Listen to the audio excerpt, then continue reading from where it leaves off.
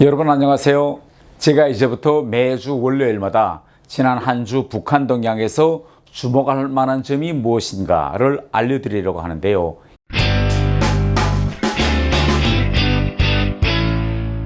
일단 지난 한 주를 들여다본다면 첫 번째 키워드로서는 잠잠한 김정은, 김여정으로 뽑았습니다.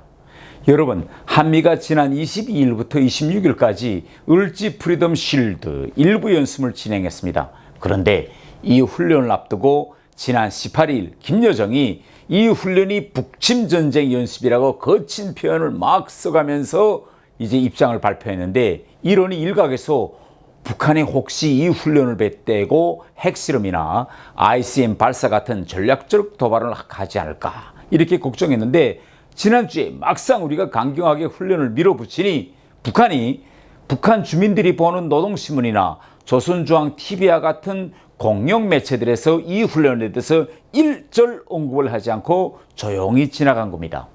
사실 지난 1년 전인 2021년 8월에 문재인 정부 때도 한미 합동 군사훈련을 이번에 비해서 완전히 대폭 축소해서 진행했음에도 당시 김여정이 남조선 당국자들의 배신적인 처사에 강한 유감을 표한다 이러면서 거친 표현을 했는데, 이번에는요 북한 주민들이 보는 이런 모든 공영 매체들에서 침묵을 지켰습니다. 여러분, 북한이 왜 지난 한 주 침묵했을까요? 사실 이번 훈련으로 말하면 지난 5년 동안 거의 축소돼서 하지 않던 이런 한미 훈련을 이번에 윤석열 대통령이 직접 전지 지소까지 찾아가서 훈련 상황을 점검하면서, 그래서 오히려 북한이 반발한다면 더 크게 반발했을 것 같은데요. 북한이 이렇게 조용히 지내보낸 것은 아마 코로나 때문인 것 같습니다.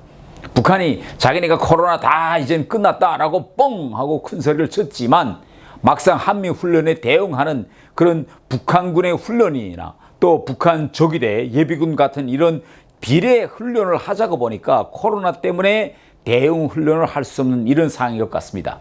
그래서 한미 훈련에 대해서 북한 주민들이 알리는 것이 오히려 부담으로 작용하기 때문에 지난 한 주 조용히 넘어갔다, 이렇게 저는 판단합니다. 지난 한 주 북한 동향에서 뽑은 두 번째 키워드는 아니 러시아 대사가 왜 거기서 나와? 라고 뽑았습니다.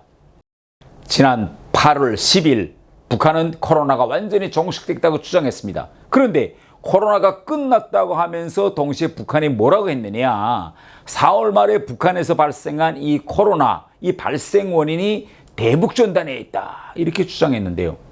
북한으로서는 당연히 대북전단을 막아야 되니까 그렇게 터무니없는 주장을 저는 했다고 생각합니다. 그런데 갑자기 지난주에 북한 러시아 대사가 북한의 이러한 주장을 지지하는 발언을 했습니다. 로스동 신문에 나온 러시아 대사의 이런 기자회견을 보니까 2022년 4월까지 북한에 코로나 감염자가 없었는데 결국은 남에서 들여보낸 대북전단 때문에 발생한 것 같다, 이런 취지로 말했다고 합니다.